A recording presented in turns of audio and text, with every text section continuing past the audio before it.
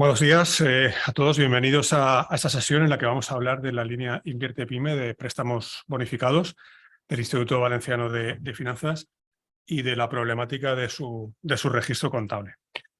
Se trata de una actividad formativa organizada conjuntamente por la Comisión de Contabilidad y Auditoría y por la Comisión Financiera del Colegio de Economistas de Valencia. Como sabéis, el IVF publicó a finales del 22 la convocatoria de la línea de financiación reactiva FEDER.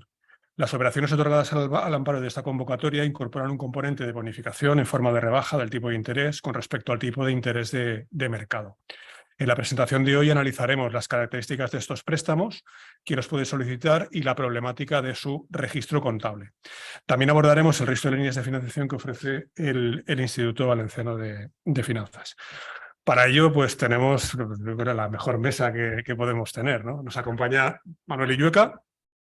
Manuel Illueca es licenciado en Ciencias Económicas y Empresariales por la Universidad de Valencia y doctor en Administración y Dirección de Empresas por la Universidad Jaime I de Castellón. Es profesor titular de Economía Financiera y Contabilidad en dicha universidad y en la actualidad director general del Instituto Valenciano de Finanzas. En su faceta académica ha publicado artículos de investigación en revistas especializadas, tanto nacionales como internacionales. También tengo el placer de compartir mesa con mi maestro y compañero de la Junta de Gobierno, Gregorio Labatut, copresidente de la Comisión de Contabilidad y Auditoría del COEP. Gregorio es doctor en Ciencias Económicas y Empresariales, profesor titular de la Facultad de Economía de la Universidad de Valencia, presidente de honor del Instituto de Expertos en Blanqueo de Capitales y además es coautor de diversos libros y publicaciones. Como copresidente de la Comisión Financiera del Colegio de Economistas, quiero antes de nada pues, dar la bienvenida a Manuel Illueca y agradecer a Gregorio la idea de esta sesión y su disponibilidad para analizar la vertiente contable del tema que nos ocupa. Recordaros que tras la exposición de los ponentes habilitaremos unos tiempos de coloquio en el que podréis trasladar y resolver vuestras dudas. Y ya sin más, pues cedo la palabra a Manuel Illueca.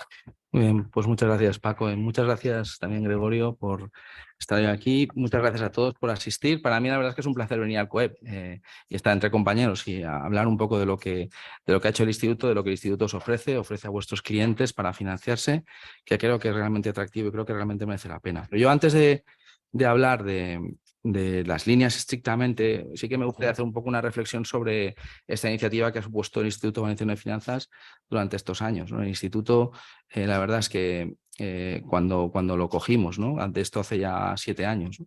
Pues la verdad es que una herramienta, yo creo que prácticamente sin actividad, tenía una cartera histórica, no estaba en la calle ofreciendo financiación, ¿no? Y se decidió reactivar el instituto, se decidió de alguna manera integrar a la Sociedad de Garantía Recíproca de la Comunidad Valenciana dentro del instituto. Sabéis que la SGR es una entidad presidida por el instituto, entidad rescatada por la Generalitat, y de alguna manera actúa en coordinación con el instituto, pues avalando muchas de nuestras líneas y también ofreciendo avales a la banca, siempre con el sustento de la Generalitat, con el respaldo de la Generalitat, que es la que de alguna manera aporta fondos de presiones técnicas para que ese trabajo pueda llevarse a término, ¿no? Entonces, en principio, se decide de alguna manera reactivar el instituto, básicamente por 2 motivos. Me vais a permitir que me levante y utilizo la pizarra que tan amablemente me han dejado ahí. 2 motivos fundamentales. Por un lado, tenemos... Madre mía, ya veremos, a ver. Por un lado tenemos la competencia en el sector. Entendemos que está habiendo una importante concentración bancaria. Vemos que realmente esto tiene efectos, puede tener efectos tanto en el lado del activo como en el lado pasivo de las instituciones. Es verdad que estamos presenciando en este momento un incremento de los tipos de interés que nos está trasladando íntegramente al mercado de depósitos, sí algo más al mercado empresarial. Sabemos que al final si hay poca oferta por parte de las entidades financieras y al final las empresas dependen estrictamente de unas pocas entidades, va a haber más posibilidad de que haya poder de mercado en la relación entre el banco y la empresa y que esto al final puede traducirse en una situación de financiación digamos, en peores condiciones a terceros y por tanto se decidió que de alguna manera necesitábamos en ese tramo del cual tanto depende la competitividad de las empresas valencianas, en ese tramo concreto una alternativa de financiación, digamos, extrabancaria, que entendemos y seguimos entendiendo que la Comunidad Valenciana precisa, ¿no? Es decir, al final precisa en distintos segmentos como ahora veremos. Una primera razón, lógicamente, es aumentar, digamos, la capacidad de financiación de nuestras empresas, dándoles una alternativa más de financiación. Y el segundo problema al cual queríamos hacer frente es, y es un problema que yo creo que es también relevante, tiene que ver con la infracapitalización de nuestras empresas. Son empresas, vamos allá, yo no sé vosotros, yo estoy cansado de oír que tenemos un problema de productividad, que tenemos empresas que son de un tamaño reducido, que son empresas que por esa vía tienen menos competitividad. Y entonces se dan muchos argumentos, ¿no? Que sería una falta de conexión entre las universidades y la empresa, el capital humano de estos empresarios no es el que hay en otros sitios, y se dan argumentos de este estilo, y yo creo que se soslaya el argumento fundamental, que es que son empresas familiares y básicamente infracapitalizadas. Son empresas donde, ¿qué os voy a contar a vosotros, que las conocéis mejor que nadie? Son empresas en las que las familias tienen concentrado todo su patrimonio y que cuando tienen necesidad de capital adicional, pues no pueden contar con él porque básicamente ya lo tienen todo invertido en el negocio.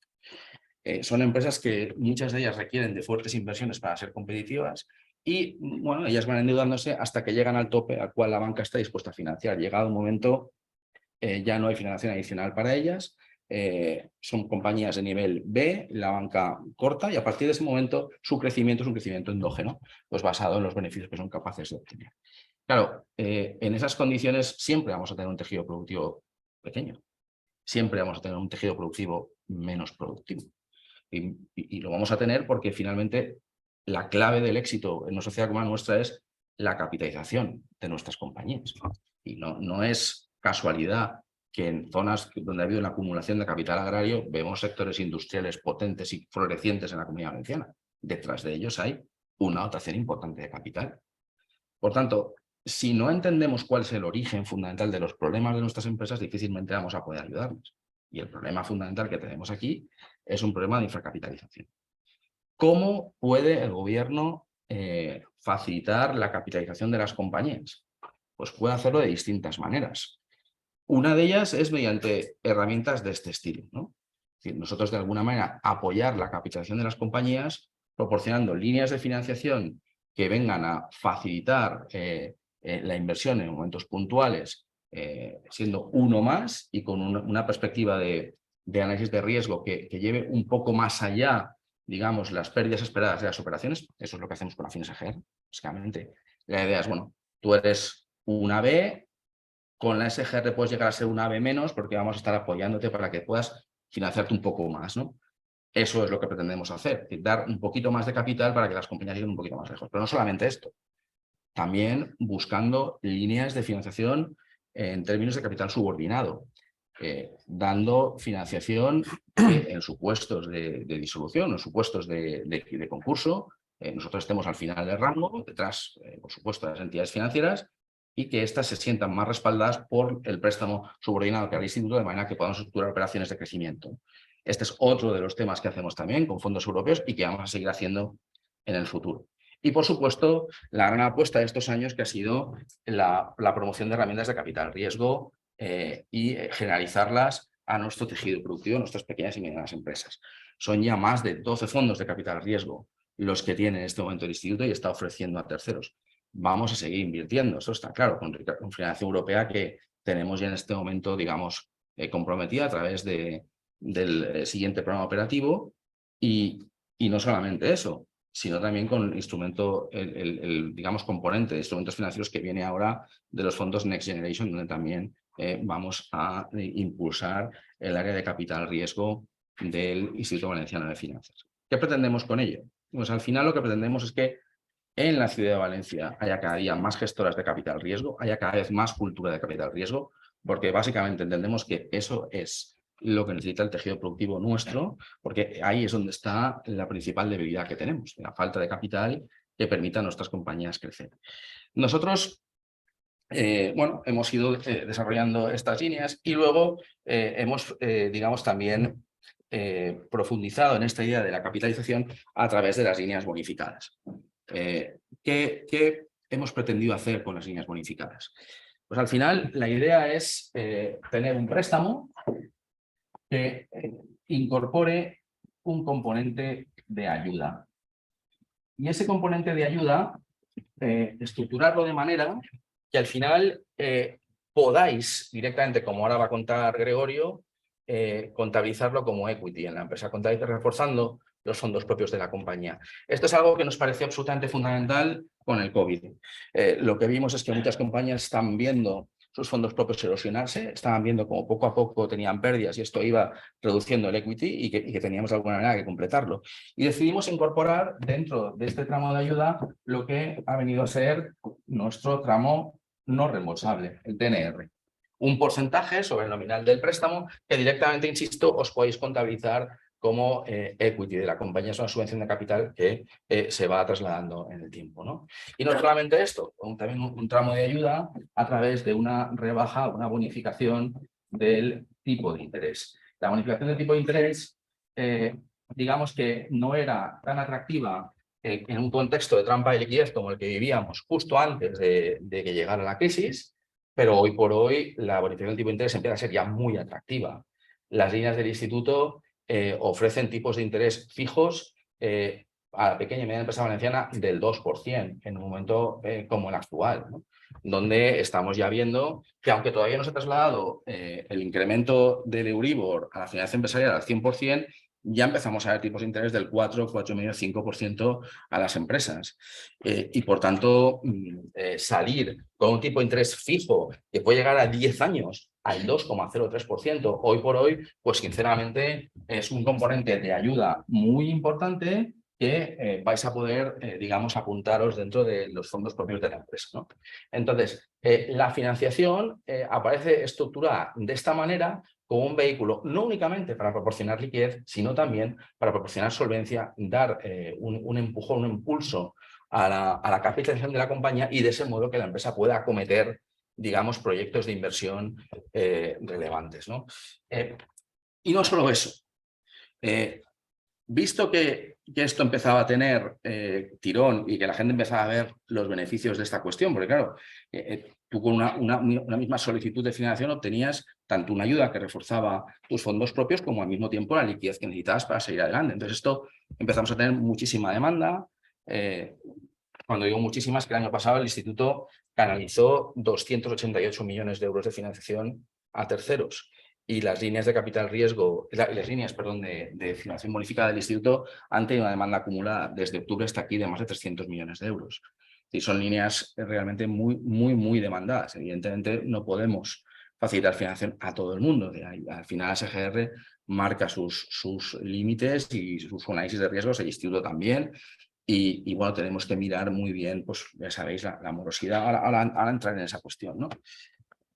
Pero en vista de esto, yo me di cuenta que la empresa efectivamente estaba empezando a percibir el potencial y la relevancia de este tipo de instrumentos, y es cuando decidimos completar las líneas con un tercer tipo de ayuda, el préstamo Bullet. Un préstamo que es muy infrecuente en la financiación a la pequeña y mediana empresa.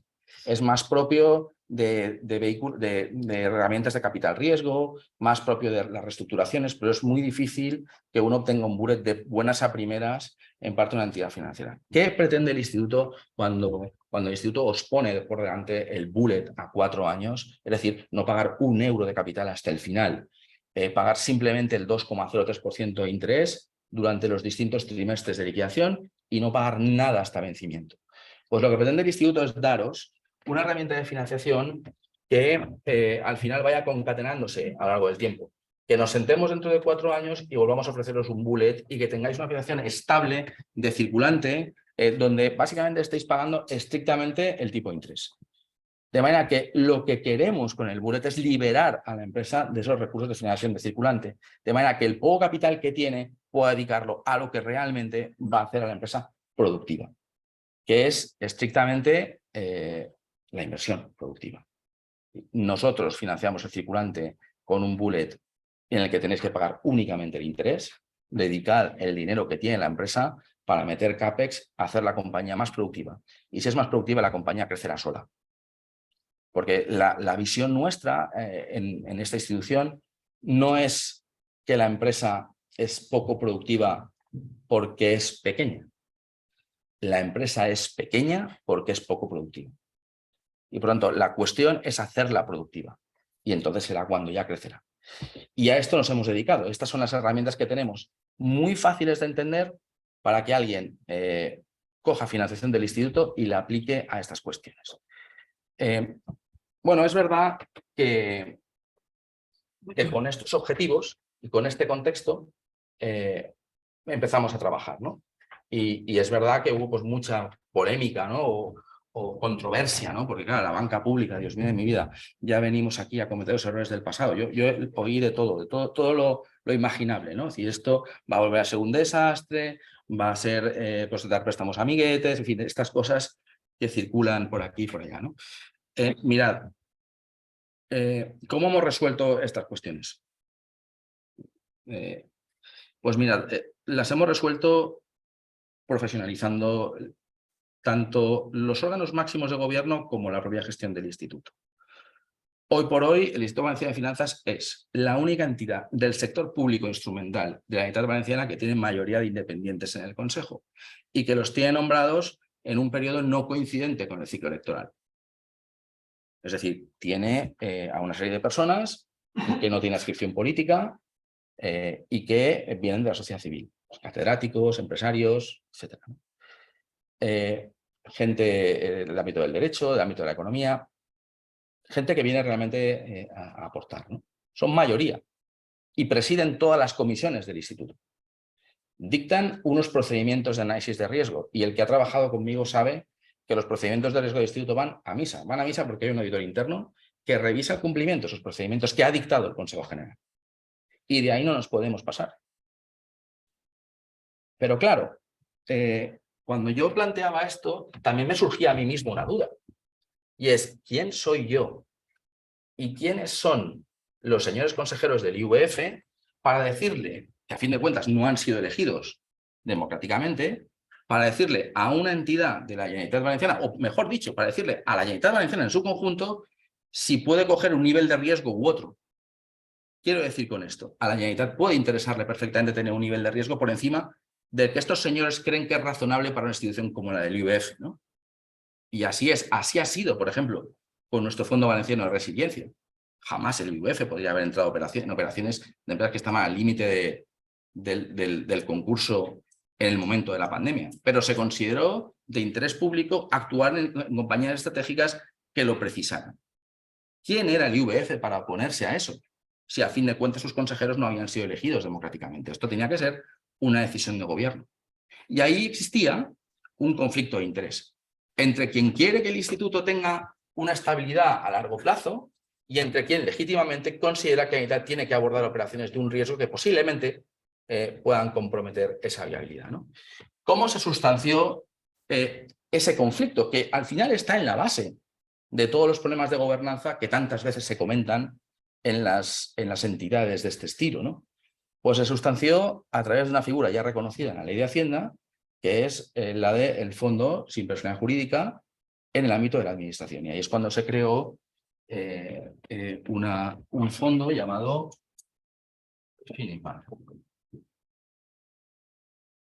¿Qué es este fondo? Bueno, pues este fondo lo que viene a decir es, oiga, mire, si usted cree que hay que hacer por interés público una operación de riesgo que va más allá del riesgo que está dispuesto a asumir el instituto, que ya os digo aquí es una pérdida esperada máxima del 0,75%.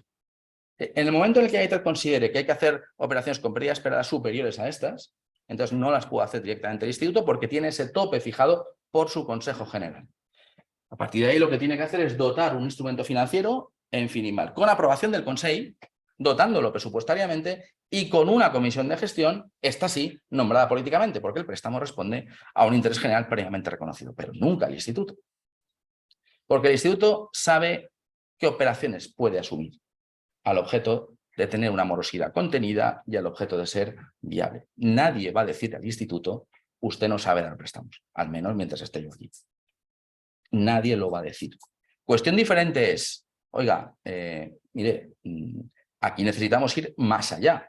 porque hay una comarca que se nos cae, hay que apoyar a la empresa, hay que apoyarla en el proceso de reestructuración que tiene por delante. Oiga, es que hay que dar préstamos al emprendimiento. Claro que hay que dar préstamos al emprendimiento, por supuesto. Esa es una política razonable para un gobierno como el nuestro, por descontado. Tenemos un hub que es muy dinámico, que es muy potente. Se están haciendo empresas nuevas, pero caray, pues sois profesionales y sabéis exactamente cuál es la probabilidad de que muchas de las empresas se caigan. ¿Qué tiene que hacer el instituto? ¿No dar, no hacer esas operaciones?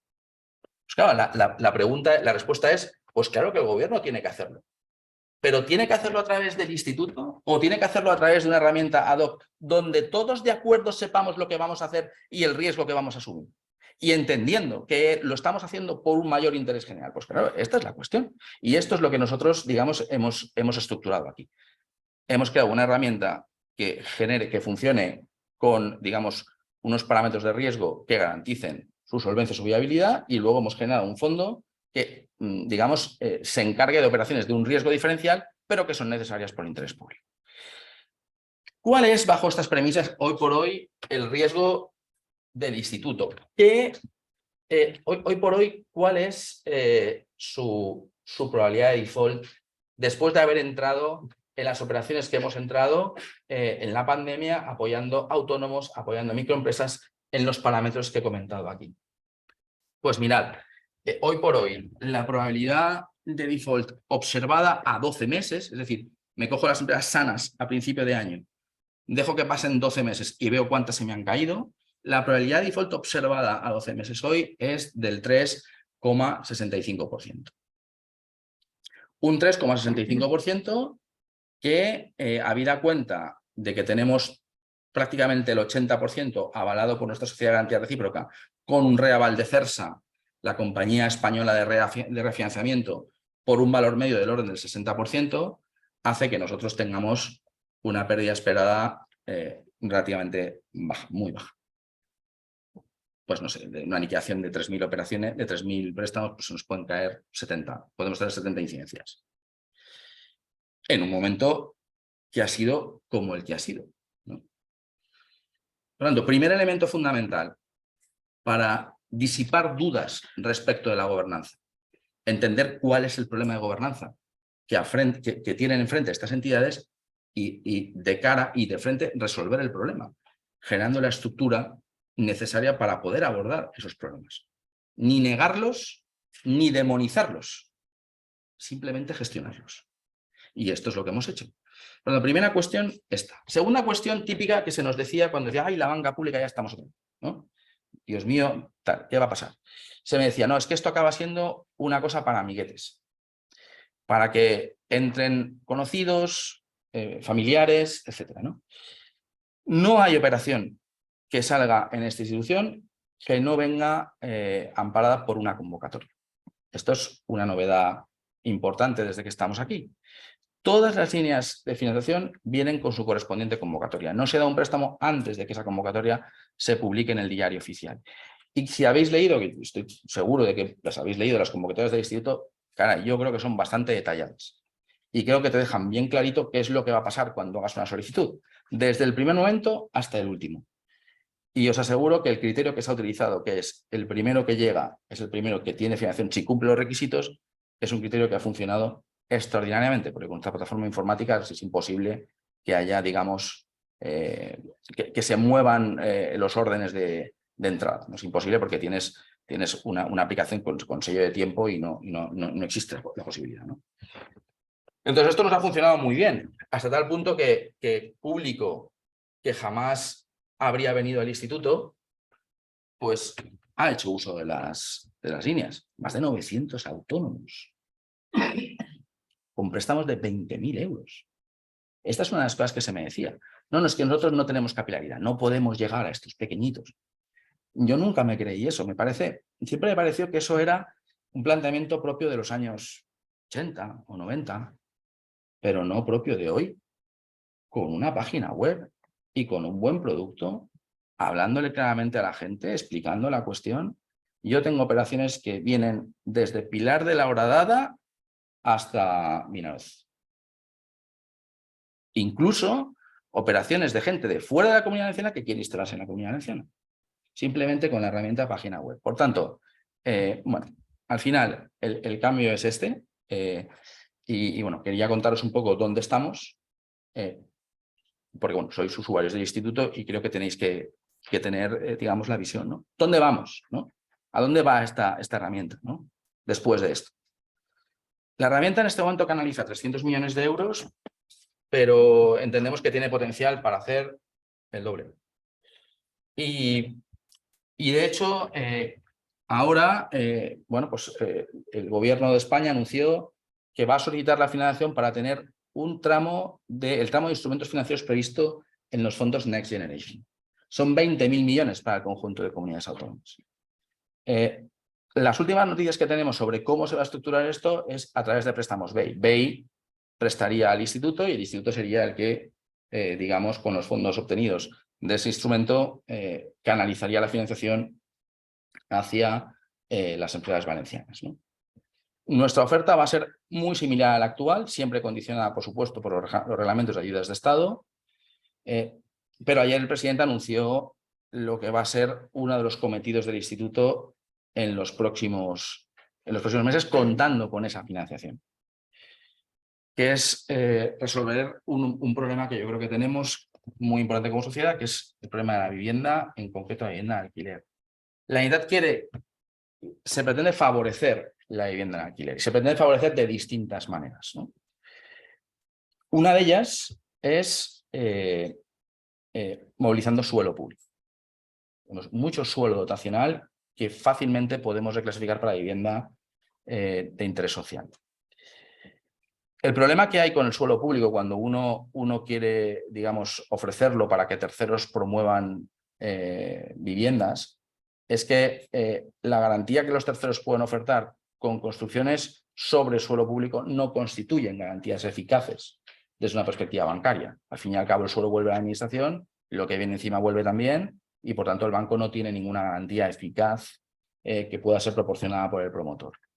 En esas condiciones hay un fallo de mercado clarísimo asociado a la financiación de esas operaciones, fallo de mercado que perfectamente puede suplir el instituto. Porque para nosotros sí es una garantía eficaz. El suelo es nuestro. Por tanto, siendo el suelo nuestro, si hay algún problema de impago por parte del promotor y tenemos que ejecutar el vuelo, lo consolidaremos en el parque público, porque tendremos el suelo ya nuestro. Por tanto, para mí sí es una garantía eficaz. Y por tanto, yo sí que puedo entrar en esas operaciones y cubrir algo que la banca, digamos, privada hace con mucha dificultad, bueno, que no hace, básicamente, ¿no? Entonces, ahí yo creo que vamos a tener un recorrido muy importante. Y la idea de la Generalitat es licitar, cuando salga el concurso, el suelo y al mismo tiempo la financiación.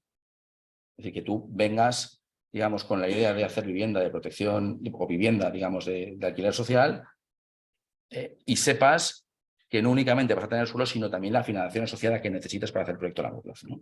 Todo en una misma convocatoria, ¿no? Esto es un poco uno de los caminos que con más claridad el instituto tiene que desarrollar y que entendemos que desarrollará en los próximos años. Y además de eso, hay otro tema que me preocupa y que creemos que tenemos que profundizar, y es en la financiación de circulante.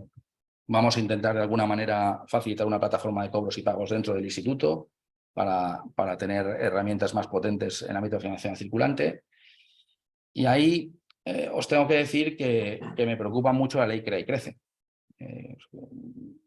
Tengo una especie de cruzada personal con la ley Crea y Crece. Allá donde voy, y no podía ser hoy otro. Sí, allá donde voy hablando. Me parece una cosa tremenda, pues no puedo dejar de hacer un comentario al respecto, ¿no? Resulta que, claro, ahora se ha decidido que si la empresa tiene una sola factura comercial con plazo de vencimiento superior a 60 días, la empresa ya no puede ser beneficiaria de subvenciones en este país. Porque se entiende que incumple la ley de lucha contra la morosidad, porque por alguna extraña razón alguien asocia la morosidad con plazos de superiores a 60 días, que tendrá que ver que yo llegue a un acuerdo con un señor para que me pague a 90 días con el hecho de que la operación resulte siendo morosa, ¿no? Es una cosa que yo todavía no alcanzo a entender, pero por algún motivo se asocia una cosa y la otra.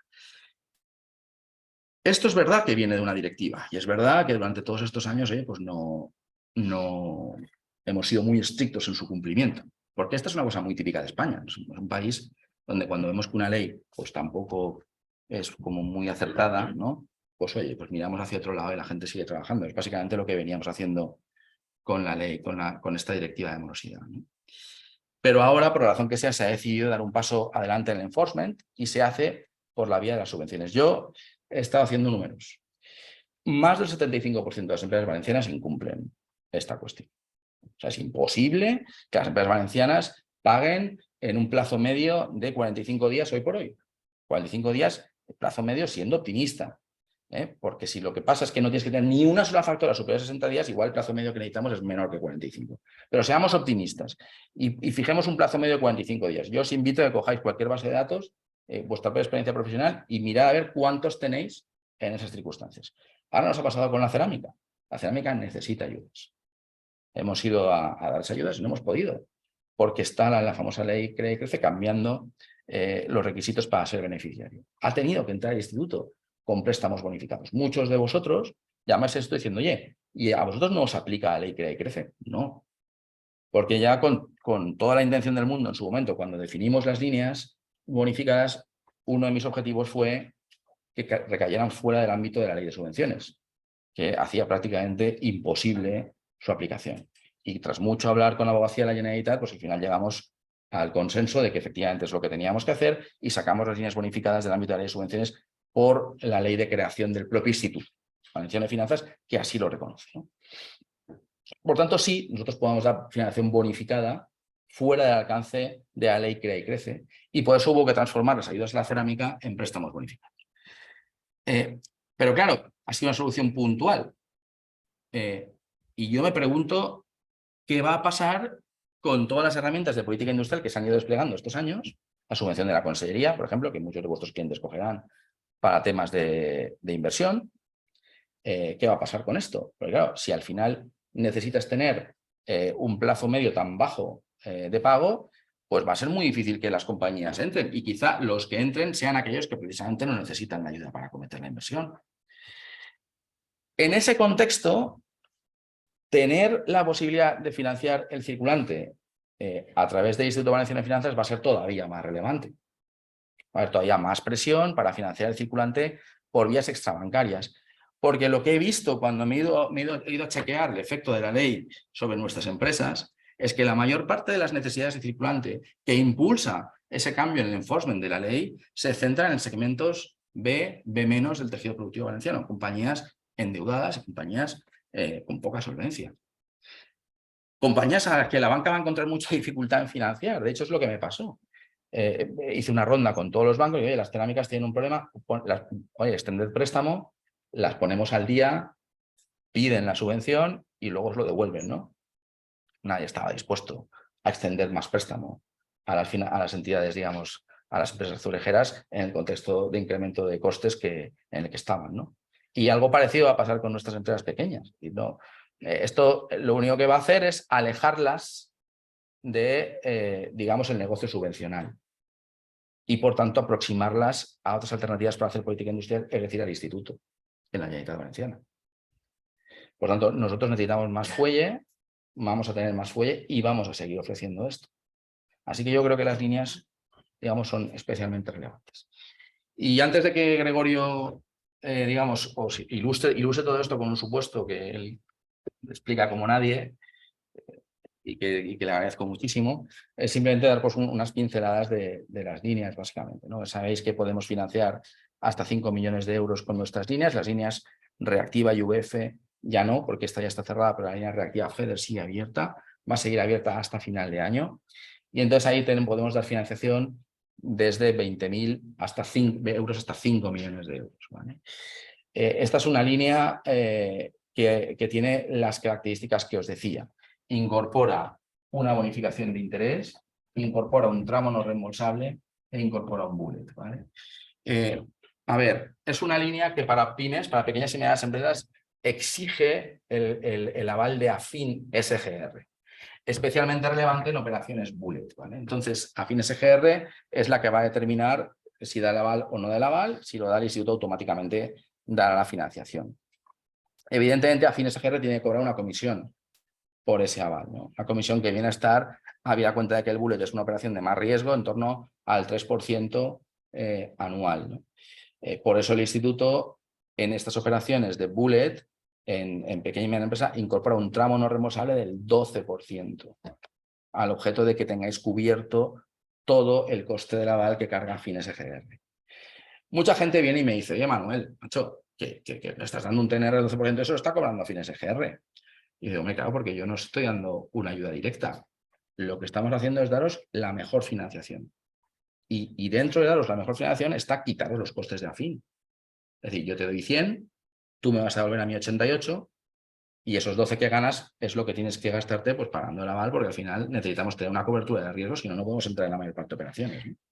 Entonces, con esto lo que hacemos es daros una financiación en condiciones óptimas, ¿no? Por lo tanto, primera cuestión, el TNR para circulante está fijado así. En inversión somos muy agresivos con el tramo no reembolsable y muy agresivos con el plazo. Vamos a tramos no reembolsables del 20% y vamos a plazos de 10 años a tipos de interés fijos al 2,03% a 10 años. ¿Por qué somos tan agresivos? Pues porque hemos estado viendo que la economía valenciana todavía no ha recuperado los ritmos de inversión prepandemia, los ritmos de CAPEX prepandemia, y de alguna manera queremos incentivar la inversión de nuestras empresas, ¿no? Entonces, a Fines EGR va a cobrarte una comisión mucho más baja que con el bullet, y una vez multiplicada la comisión por el número de años de la operación, va a salirte a cuenta el TNR, es decir, el TNR va a exceder el coste de aval. Es decir, vas a tener un plus de ayuda más allá de lo que pagas por el aval de Fines EGR, ¿vale? Entonces, es especialmente interesante. Además, son operaciones para las cuales emitimos plazos de cadencia de hasta 2 años y entendemos que están muy bien, ¿vale? Entonces, tenéis esa opción, ¿no? Un tema o sea, digamos, en definitiva, esto es lo más importante, pero seguro que luego tenéis preguntas y podemos ir más al grano, ¿no? Pero básicamente este es el contexto, ¿no? Un tema que es muy importante entender es el régimen de ayudas de Estado. Estos préstamos constituyen ayudas de Estado. Muchos de vosotros venís y me decís, oye, cuidadito que mi cliente no quiere consumir los minimis, ¿no? Y eso para vosotros es generalmente una restricción. Por eso estas líneas se acogen a minimis, pero no solo a minimis y también al marco temporal que sacó la Unión Europea con motivo de la invasión de Ucrania por parte de Rusia. Este es un marco temporal que llega hasta 31 del 12 de este año y que tiene 2 modalidades a los efectos de lo que aquí nos ocupa, ¿no? Por un lado, tiene una modalidad de ayuda directa hasta 2 millones de euros y por otro lado tiene una modalidad de préstamos bonificados. Las ayudas directas se rigen por el artículo 271 de la decisión de ayuda, de la comunicación de la decisión por parte de la Comisión, y los préstamos bonificados por el artículo 273. Cuando vosotros vais al instituto veréis que en un préstamo a 10 años os estructuramos el préstamo en 3 tramos. Un tramo para el tramo no reembolsable, es una ayuda directa. Este necesariamente tiene que acogerse al artículo 271 porque es una ayuda directa, no es un préstamo, es una parte del préstamo que no tenéis que devolver. Por lo tanto, eso lo singularizo en el préstamo con un tramo que se acoge al 271. Y luego veréis que el tramo reembolsable se divide en 2 subtramos. Uno va al 273 y otro va al 271 también. ¿Por qué? Pues porque el 273 admite préstamos únicamente de hasta 6 años. Si tú vas a dar préstamos más allá de 6 años, entonces ya no te puedes acoger al 273. Entonces, ¿qué es lo que hace el instituto? El instituto te hace 3 tramos en la operación y te dice, oye, pues mira, para los 6 primeros años te hago un tramo que acogemos al 273. Y luego, para los años 7, 8, 9 y 10, yo te doy otro préstamo que acogemos al 271, que es el de la ayuda directa, que nos permite darla en forma de préstamos también. Entonces, ese préstamo es un préstamo que tiene carencia de 6 años, los 6 años en los que está operando el tramo del 273, y a partir de ahí empiezan las devoluciones del 271 hasta 10 años. Os hacemos la ingeniería financiera, vaya. Lo que hacemos es daros 3 tramos, de manera que maximizamos las oportunidades de utilización de estas ayudas de Estado. Pero es muy importante que esto os quede claro, porque luego vamos a notario a firmar y es una cosa compleja, la gente no acaba de entender por qué tramificamos, digamos, la operación. Pero la razón es básicamente esta, ¿vale? Entonces, estamos hablando de límites muy importantes, 2 millones de euros de ayuda y luego para digamos, préstamos del 273, un 15% de la cifra neta de negocios, el doble de la cifra de personal delante. Es decir, unos importes que realmente nos dan juego, ¿vale? Para trabajar, ¿no? Y de hecho lo estamos viendo porque estamos dando operaciones de 5 millones y en cerámica incluso de hasta 10 millones de euros con este planteamiento, ¿no? Por tanto, está funcionando relativamente. Bueno, pues esto es, digamos, el marco general que yo quería, digamos, dejar claro. Y no sé, si queréis casi interviene Gregorio y luego pues contesto unas preguntas. Pues muchas gracias, Manuel. Es muy ilustrativo el planteamiento. Gregorio, si lo quieras.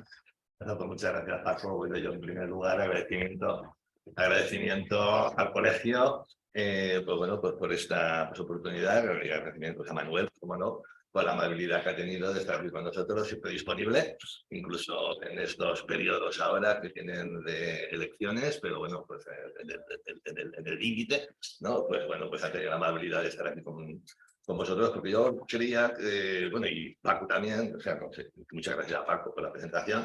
Esto de que he sido su profesor, todo esto son años ya, ¿no? Uno está cumpliendo años, entonces ya pues le dicen estas cosas. Pues bueno, pues comentando con Paco, pues vimos que esto, pues bueno, lo tenemos que traer aquí al colegio, porque es una oportunidad, bueno, pues para las empresas españolas, como las empresas de la Comunidad Valenciana en concreto, y entonces, bueno, pues había que saberlo y lo tenemos que conocer, ¿no? Aunque hay una divulgación importante por parte de la web, pero no obstante, pues bueno, pues la divulgación aquí presencialmente, pues, creo que causa pues, más impacto, ¿no?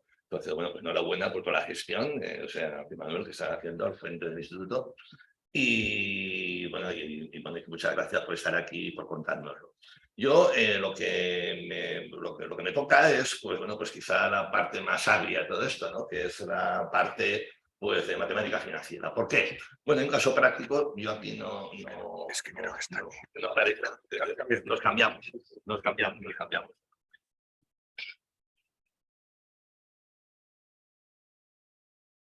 Aquí está. Bueno, bien.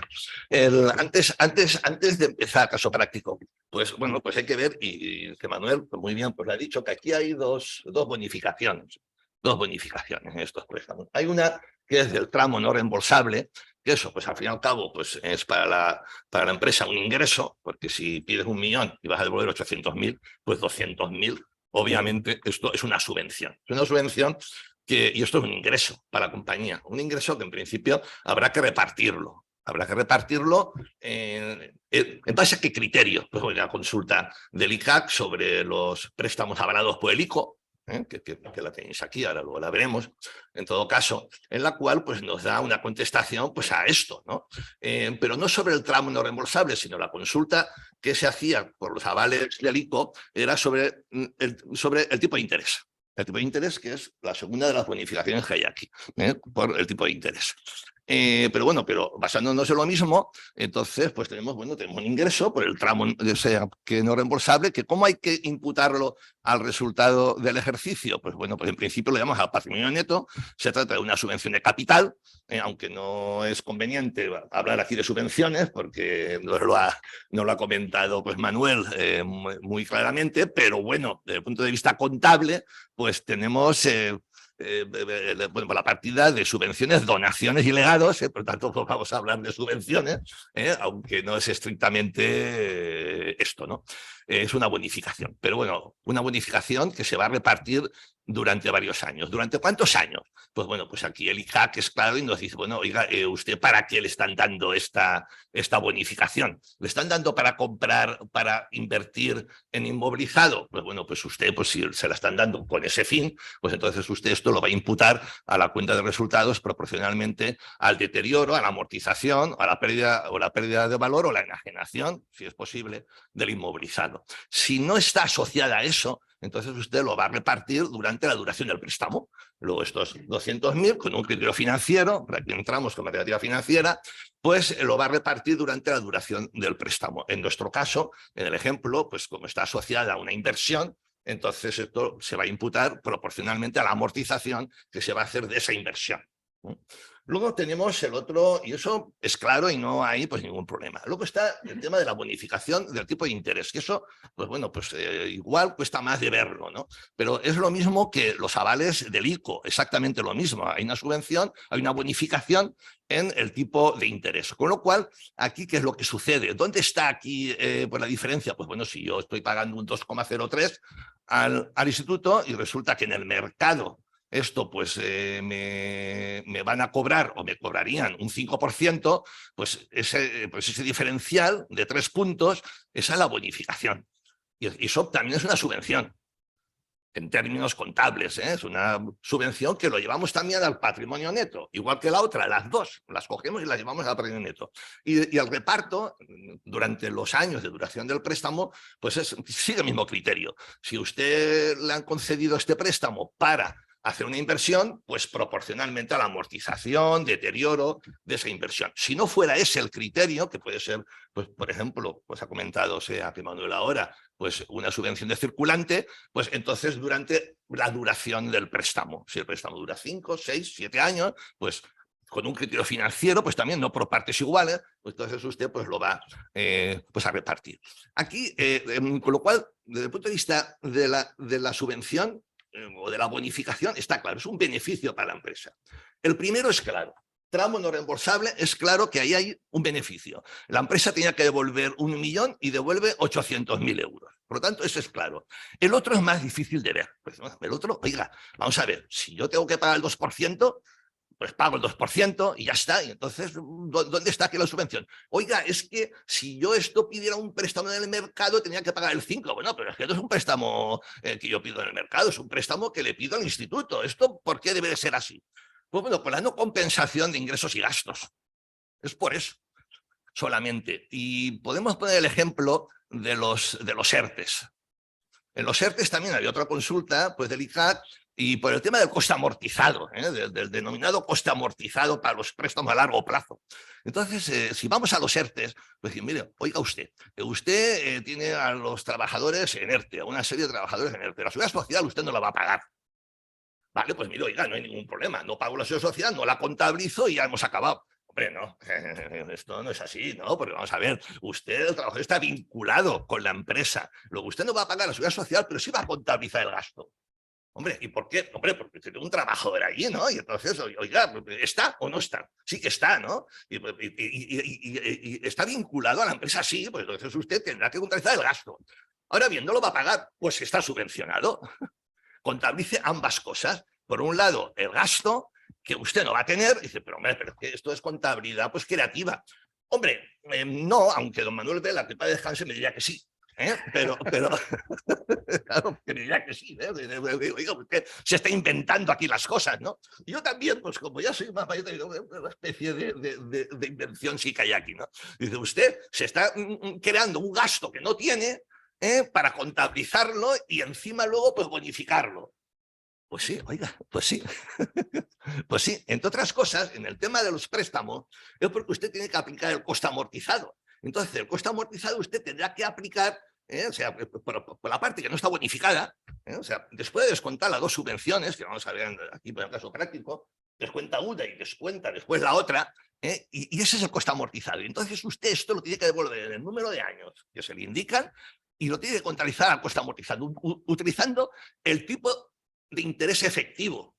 Y el tipo de interés efectivo es el tipo de mercado, descontado en su caso las comisiones que Manuel acaba de decir ahí. Cosa que yo no he puesto aquí porque igual una pyme llevará el plan de pyme, y si llevas el plan de pyme, entonces bueno, te perdonan, o dicho así, ¿no? O dice, oiga, o se relaja el tema de meter dentro del tipo de interés efectivo, meter encima la comisión, porque, claro, si el tipo de interés de mercado es del 5%, tú metes la comisión ahí dentro metido, será del 5,5 o del 6, o sea, será más, ¿no? Y entonces esto lo complica más, ¿no? Y digo, pues si es una pyme, lleva el plan de pymes, te permiten ahí que si no es muy significativo, pues lo lleves a gastos, las comisiones.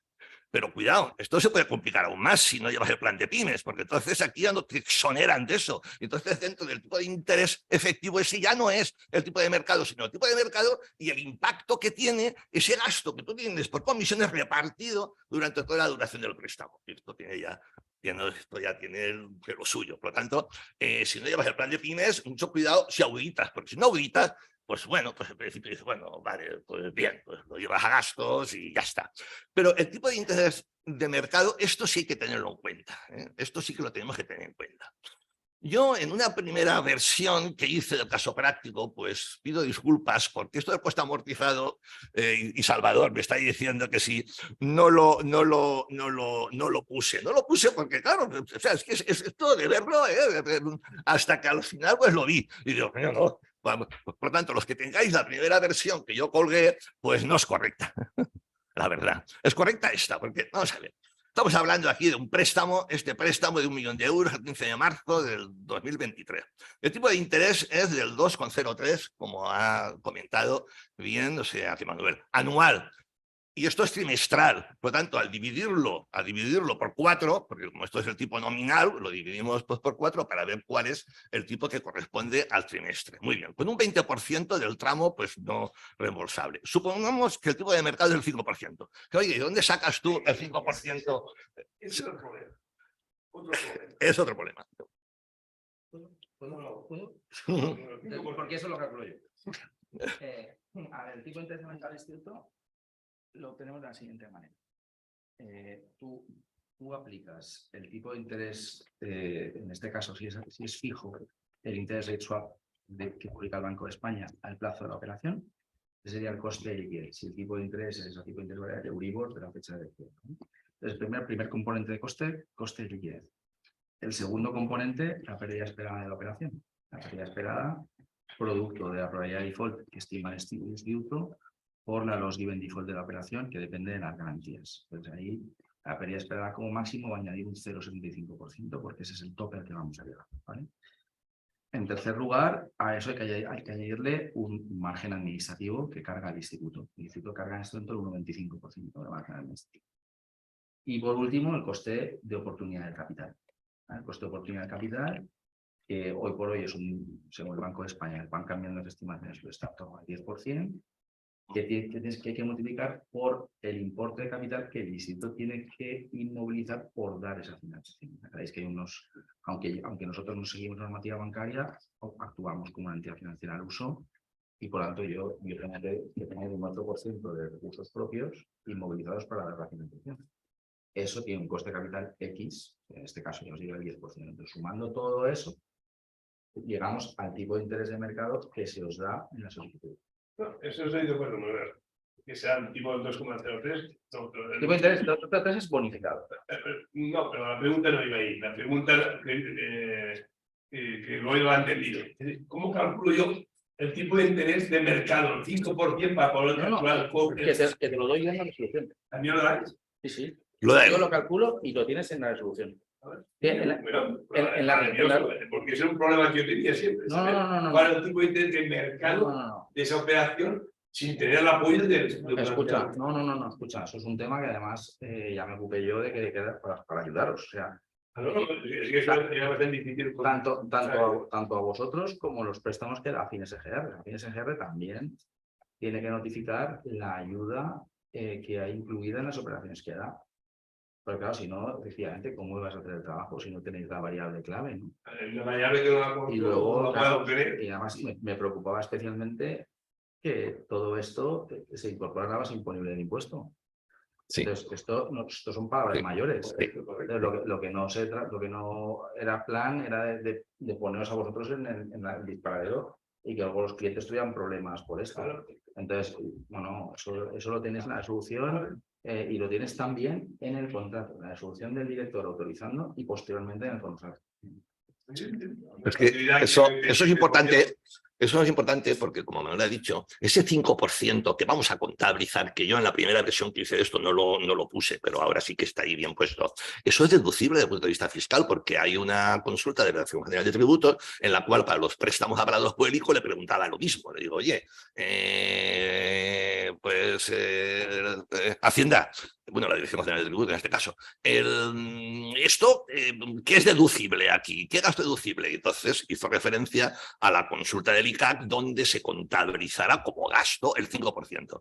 Hay que decir que Manuel pues es como yo, soy profesor de contabilidad, y en consecuencia, por eso estas cosas que nos preocupan a los contables y que a lo mejor, pues no sé, pues un director general del Instituto Valenciano de Finanzas, pues no se le ocurre, a él sí se le ocurre, porque todos estos problemas es consciente de esto porque es profesor de contabilidad.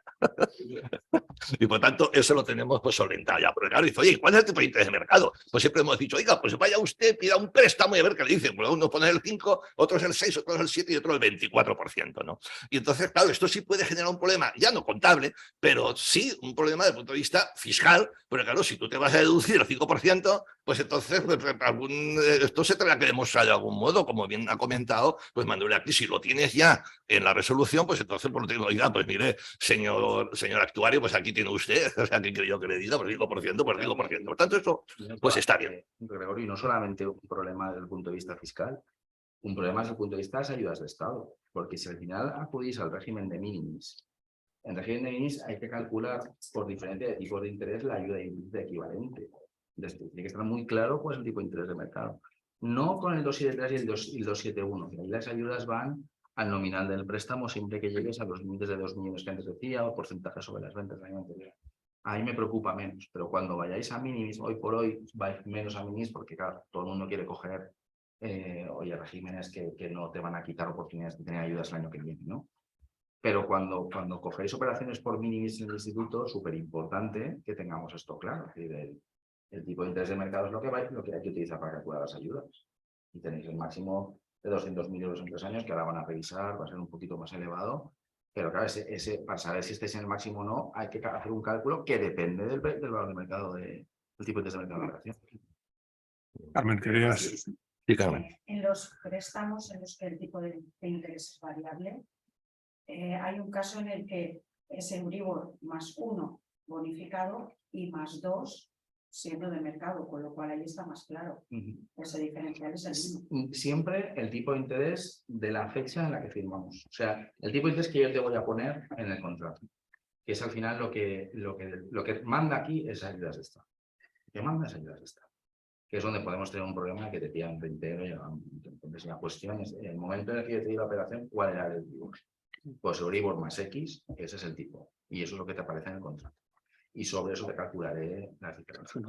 Yo pensaba que era ese 1% si está bonificado o si se considera un préstamo normal si no cumple. Sí, pero fíjate que una cosa es el Euribor de la fecha de firma y otra cosa es el tipo de interés IBOR, digamos, que establece la comisión en el marco de ayudas de Estado. La comisión tiene una tablita que va actualizando cada mes con el IBOR que hay que aplicar.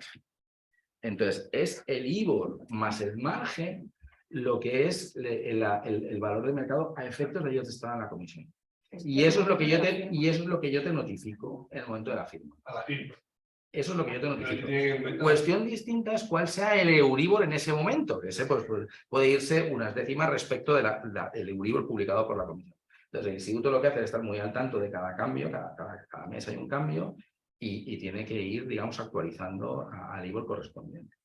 Eso era, ya digo, muy relevante cuando estamos hablando de minimis, pero ahora que estáis yendo todos a 273, 271, menos relevante porque ya las ayudas se calculan en función del nominal del préstamo. Ya no es tanto una cuestión de diferencia de tipos de interés. Pero también te digo, a efectos internos de la propia consellería, claro, el tipo de interés que no paga el cliente es porque alguien lo paga por él. O sea, el instituto no tiene ninguna capacidad de bonificar a terceros porque no son nadie los señores que se sientan en su Consejo General para decir qué se hace con el presupuesto de la Generalitat. Eso lo decide la Generalitat Valenciana. Entonces, es la Generalitat la que establece líneas de capital que da al instituto para pagar los intereses que el instituto no cobra. Y el instituto tiene que notificar a la Consellería esas ayudas que está dando por diferencia de tipos de interés. Entonces, a nuestros efectos es crítico tenerlo calculado, porque luego hacemos una comparación interna nosotros, ¿no? Entonces, para poder comprobar que sí que es correcto, podríamos acceder a algún sitio donde esté calculado nuestro... Yo cuando te notifico con la ayuda que yo estoy calculando. Tienes el cálculo de la ayuda, o sea, tú tienes el cálculo de la ayuda en la resolución y en el contrato y el tipo de interés resultante, lo tienes todo. Lo cual se comete en fijo. Porque claro, o sea, se para ahí en ese momento. El marco conceptual de las ayudas de Estado es un marco ex ante, no ex post. O sea, esto, por ejemplo, es lo que me pasó con el Valencia Club de Fútbol, ¿no? La famosa historia del Valencia Club de Fútbol. Al final, el asunto era el tipo de interés que el Valencia tendría que haber pagado en el momento en el que se le daba, no después. Entonces, en ese momento, ¿qué teníamos que haber aplicado? ¿Esto? ¿Qué aplicamos? ¿Otra cosa? Pues ahí está la ayuda. En el momento que yo te doy un préstamo, ¿qué tenía que haberte aplicado yo? El IBOR más el 1%, pues todo lo que no sea eso es una ayuda y lo tengo que notificar. Bien. Bien, bueno, con lo cual yo aquí, pues en primer lugar, ¿qué tenemos? El cuadro de amortización del Instituto Valenciano de Finanzas, que Manuel ha dicho que hay 3 tramos, yo he puesto 2. He puesto 2 porque el tercero se subsume dentro de tal. Con lo cual, claro, aquí era un préstamo con 2 años de carencia. Esto es trimestral, por lo que el 2,03 se convierte en el 0,51 pues trimestral. Y aquí pues tenemos que los primeros 2 años, pues lo único que se va a pagar es el tipo de interés. Este tipo de interés es el del 2,03% anual, convertido en trimestral. Esto es lo que realmente va a tener que pagar la empresa. Y luego, ¿qué tenemos? Pues a partir de este, que es el 8º año, pues yo pues he separado lo que vas a devolver de lo que no vas a devolver. Lo que no vas a devolver, que es el tramo no reembolsable, pues esto también genera intereses. Porque esto, a pesar de que no vas a devolver el 20%, 200.000 euros, pero genera intereses. Por lo tanto, los intereses serán los que hay aquí, más los que hay aquí también. Entonces aquí ya pues se convierte esto en un método, o sea, de francés, ¿no? Con lo cual aquí tienes pues la cuota que tienes que pagar, los intereses sobre estos 800.000 euros, la devolución del principal, que al final pues es 0. Pero los intereses serán, repito, los que están marcados aquí pues en negrita, que serán estos, más estos de aquí. En total, pues serán 67.234,90 más 12.180. Esos serán los intereses que tú tienes que pagar. Muy bien, dicho eso, decimos, bueno, vamos a ver, aquí 2 subvenciones, donde está explicado todo lo que ya hemos explicado al principio, y la consulta del ICAC, del BOICAC 81 del 2010, que hacía por referencia a la bonificación del tipo de interés de los préstamos avalados por el ICO, y también pues teníamos desde el punto de vista, o sea, que fiscal, que la Dirección General de Tributos, no sé qué lo dice aquí, pero es así, pues bueno, pues ha admitido esto, ¿no? Ha admitido esto. Ahora, aquí el problema que tenemos es el siguiente, un problema de matemáticas, o sea, que financiero. Es decir, oiga, ¿qué tengo yo que pagar? Pues mire, oiga, usted tiene que pagar, ¿no? Los intereses y tiene que pagar la devolución del capital. Eso es lo que tiene usted que pagar. Bien, pues vale, pues yo aquí digo, pues mira, oiga, pues lo que tengo que pagar es en el primer trimestre 5.075, en el segundo, en el tercero, hasta llegar al 8º, y a partir de ahí 69.901 constante. ¿Y eso qué es? Pues eso es la cuota que tenemos, 68.886, más el interés del tramo no reembolsable, que también no tiene usted que pagar. Suman los dos y suma 69.901. Y entonces dice, bueno, oiga, si esto lo ponemos al 5%, que al trimestre, porque todo esto es trimestral, es el 0, es el 1,25, es el 1,25. Si yo esto lo actualizo, lo llevo al momento presente, tengo al 5%, siendo el trimestre el 1,25%, porque estos son pagos trimestrales. ¿Cuál sería el coste amortizado? Haciendo abstracción de las comisiones, porque si tuviéramos las comisiones, entonces aquí tendríamos un pago inicial o más pagos por aquí por las comisiones. Por lo tanto, aquí habría más pagos. Y entonces esto se convertiría en una cantidad pues distinta, pero haciendo abstracción de las comisiones, para no marear más, porque si encima de esto le metemos las comisiones aquí, pues esto ya nos volvemos más locos, pero se podría hacer también. Pues esto da 739.601. Actualizado todo, quiere decir, dividido por 1 más I, elevado a, o sea, siendo I el 1,25% al trimestre, ¿no? Y así, pues todo, ¿no? Esto no es ni más ni menos que un valor actual, o sea, neto de una serie de pagos llevados al momento presente, descontado, actualizado, dividido por 1 más I elevado a 1, 2, 3, 4, 5.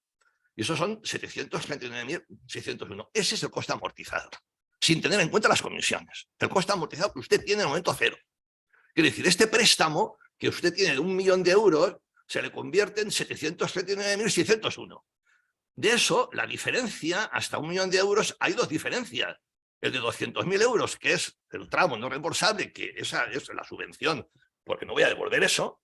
Y luego la diferencia hasta 739.000 son 60.399, que es la subvención del tipo de interés. Esa es la subvención del tipo de interés.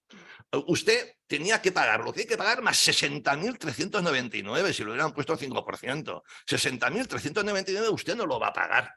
Por lo tanto, esa es la subvención del tipo de interés. La subvención total son 260.399. La total, que usted lo va a llevar al patrimonio neto, y del patrimonio neto, bueno, tendrá que contabilizar, vamos a ver ahí, el efecto impositivo de toda esa historia, y luego usted lo va a tener, para complicar más, lo va a tener que ir sacando, ¿no? Y lo va a tener que ir llevando a la cuenta de resultados, si es para financiar el inmovilizado o activo fijo, pues en función de la amortización, deterioro, etcétera, de ese inmovilizado. Si no fuera por eso, que no está asociada a un inmovilizado, sería pues proporcionalmente a la duración del préstamo, con un criterio financiero, no por partes iguales. Bueno, y ahora viene la segunda parte, cosa que yo no consideré al principio y que hay que considerar, es decir, oiga, el coste amortizado ahora son 739.601. Sí. Igual no, pero a mí me falta ahí que estás aplicando el 5%, pero no estás teniendo en cuenta el 2%. Es que el 5% es el tipo de mercado, el 2% es lo que vas tú a pagar, el 3% ese de diferencia es la subvención. Es la subvención. Y eso, claro,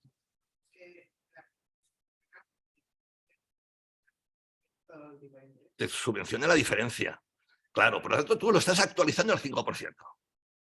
Vale, si lo estás actualizando al 5%, la cantidad que tendrás aquí es lo que tú tendrías que pagar si tuvieses que pagar el 5%. Como vas a pagar el 2%, eso sí que lo vas a pagar, la diferencia, esa es la subvención. Mira, dicho de otro modo. O sea, continúo y ahora luego esto pues lo vamos a retomar. Y lo que falta aquí es decir, oiga, ahora son 739.601, pero ¿cuál sería el cuadro de amortización a coste amortizado? Que es lo que faltaba en un principio, ¿no? O sea, que Salvador, es lo que faltaba ahí. Pues bueno, pues aquí lo tenemos. ¿Y esto qué es? Pues es coger ese capital inventado, entre comillas, que es el coste amortizado, que es actualizado al 5%, como tú bien has dicho, lo dejamos ahí, ahora luego lo vamos a retomar, y entonces yo voy a tener que ir aplicando aquí el 5%.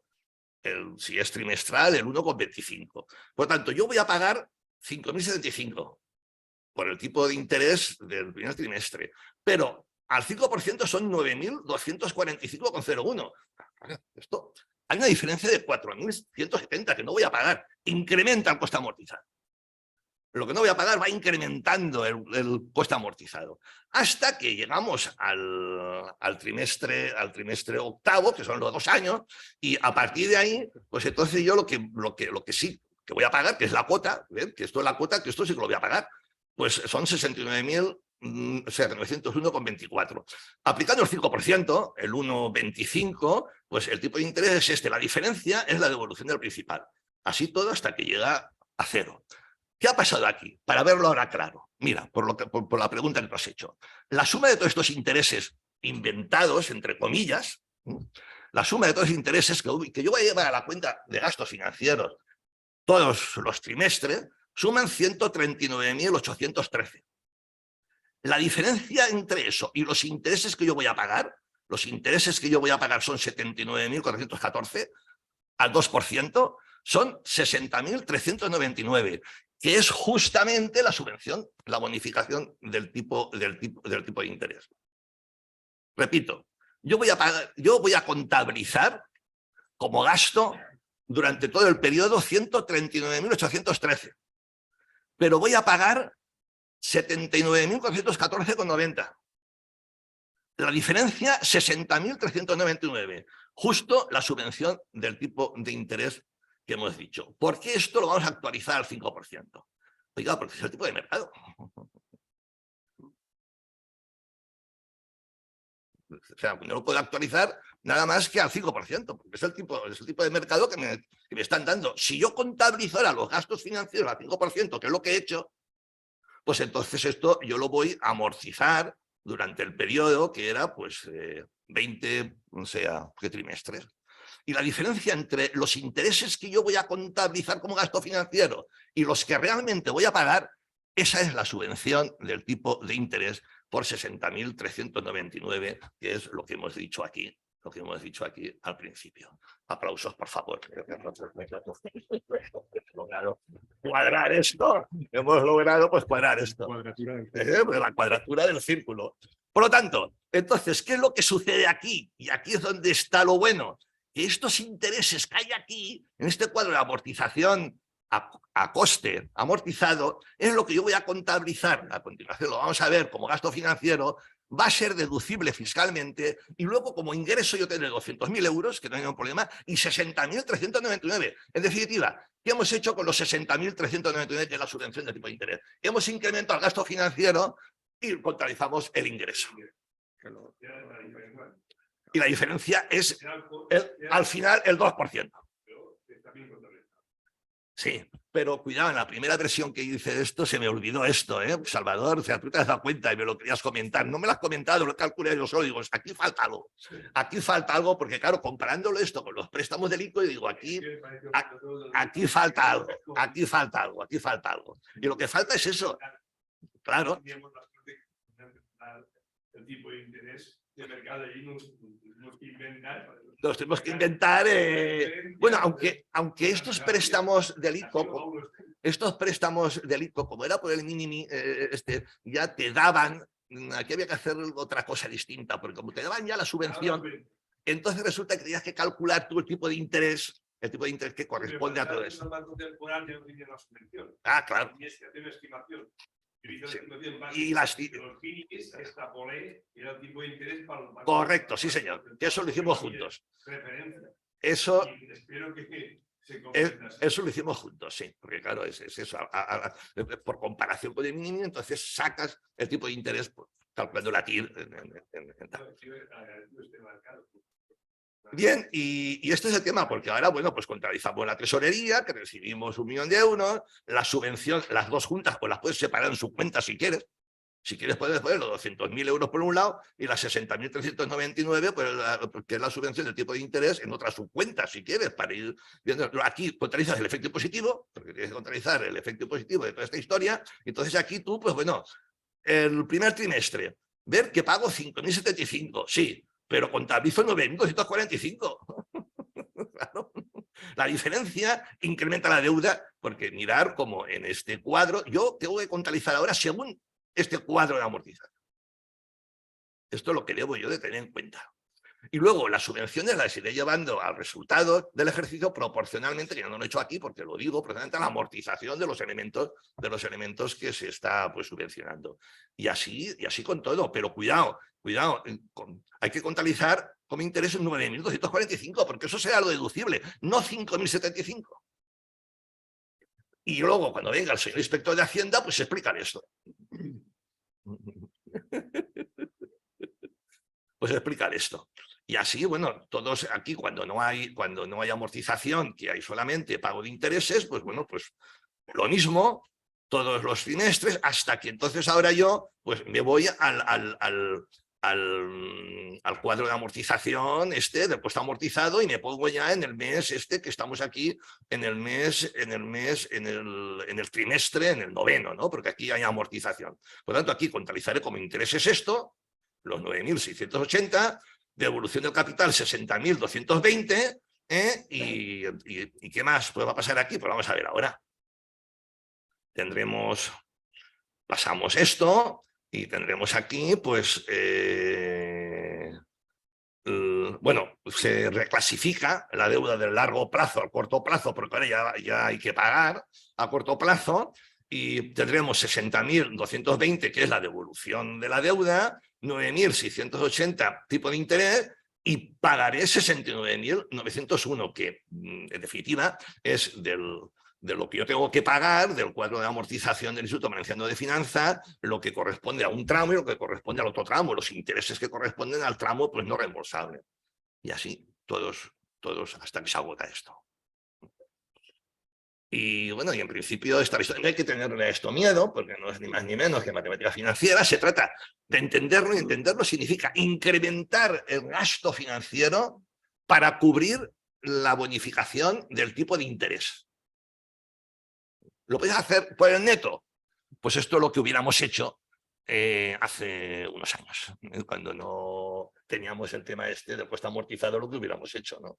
Es lo que hubiéramos hecho, pero aquí pues hay que incrementar el gasto financiero para que eso se cubre con el ingreso, por lo tanto te quedas igual, ¿no? Al fin y al cabo te quedas, bueno, habrá un desfase de tiempo porque esto lo vas a imputar en función de la vida útil de los activos y esto durante la duración del préstamo, pero bueno, si esto lo imputaras durante la duración del préstamo, pues entonces una cosa se compensaría con la otra.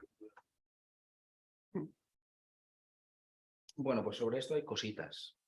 Hay una cosita, Gregorio, quizá para ilustrar qué pasa cuando la gente hace una devolución anticipada del préstamo. Cuando hay devolución anticipada, el instituto consolida únicamente el tramo no reembolsable devengado hasta el momento de la Esto hay que hacerlo manual, ¿eh? cancelación judicial. Hay que hacer un manual sobre esto. Anticipada, ¿no? Entonces, lo que no se ha devengado hasta ese momento, eso, digamos que se pierde como bonificación.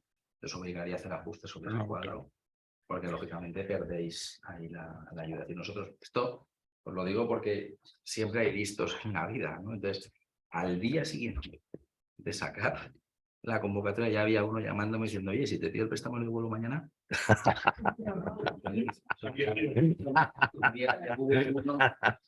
Ese uno lo que no he entendido es que ya lo habíamos pensado.